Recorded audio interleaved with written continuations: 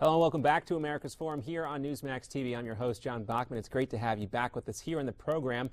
We're going to get to some of your comments in just a moment on our social media platforms, but real quickly I want to bring back in Lisa Ruth, the former CIA analyst and also an analyst for Lignet.com, one of the sister sites at Newsmax.com. Lisa, we were talking about these military cuts here, and obviously there's a correlation that goes along with the CIA and our intelligence community. You said this kind of cuts both ways. Tell me about that. It does. On the one hand, again, when this all happened, there's a lot of chatter in the intelligence community. One side is, with military cutbacks, that means you're going to have to rely on your intelligence much more. And there's hope, sort of, that the intelligence community will be expanded. The other side is, you can see the writing on the wall. Once those cuts start in one area, and intelligence does work so closely with the military, concerns about cuts there as well. Now let's look particularly and specifically at Afghanistan. The United States and the CIA was in Afghanistan in the 1980s working with the Mujahideen against the Russians. We left for a long time and came back and found that some of our former allies, when there's a lapse of actual assets on the ground in these hotbed countries that breed terrorism. Sure, and terrorists are the hardest target to get. First of all, you're talking about dialects. It's not just Spanish, for example. There's a lot of individual dialects. So if I want to recruit a terrorist source, usually I use something called a daisy chain. I would recruit you to recruit your wife, to recruit her best friend, to do it that way, because I probably couldn't get to a terrorist in there.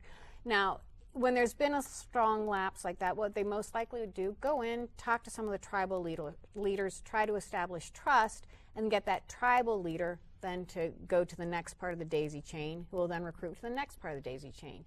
The other hope with that is, if something's disrupted, like what we were talking about, that we would still be able to maintain those contacts. And that's going to be tough here, and that would kind of underscore what we've heard from some sources within the intelligence community, really concerned about this move now to rely more on surveillance and things like that, doing this kind of surveillance from a distance instead of actually that face-to-face contact. All right, I think we have those comments ready. Let's get to those, and Lisa will get you to weigh in on them as well. Our first comment coming from our social media platforms, if we could get that up on the screen, it comes from Rachel. We do not need the military downsized. We need to upsize the military, restore pensions, and give them a raise to secure families as much as possible. It's hard to argue against that. Leroy is saying, maybe if some of you saw how much we spend, you would feel differently, and maybe if you saw what the cuts were, you would agree. 30 years ago when President Reagan said cut welfare, people thought the world was going to end, but we got through it. Our military is fat. Now, there is certainly something to be said for that argument. We hear that. Of course, there's always going to be some excess when you have a giant organization like the Pentagon,